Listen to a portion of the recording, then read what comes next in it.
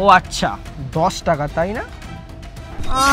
এই বান্ডিলের টোটাল 2.5 লাখ টাকা আছে। তো আমার পকেটে 10 টাকা খুচরো নেই, 2.5 লাখ টাকা আছে।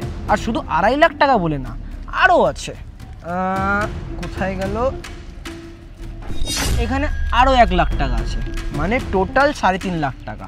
নাও, এটা তোমাকে আমি উপহার হিসাবে দিলাম, যেহেতু এখন আমাদের সদ্য বিয়ে হলো, তাই এটা তোমাকে গিফট করলাম। নাও। তোর কি মনে হয় টাকা দেখে আমার গার্লফ্রেন্ড তোর কাছে চলে যাবে? ও এরকম না, ঠিক আছে? তুমি চুপ করো না, ও কি বলতে চাইছে একবার আমি শুনি। তুমি চুপ করো, সব বিষয়েতে ইন্টারফেয়ার করো না। আরে আর তুমি কি বলছিলে? আর কি আছে তোমার কাছে, মানে তোমার ব্যাপারে আর কি কি বলছিলে একটু বলো। ও আচ্ছা, হ্যাঁ, আমার যেহেতু সদ্য বিয়ে হয়েছে, তাই আমার নতুন বউয়ের জন্য একটা নতুন গাড়ি। নাও, এটাও তোমার, ঠিক আছে?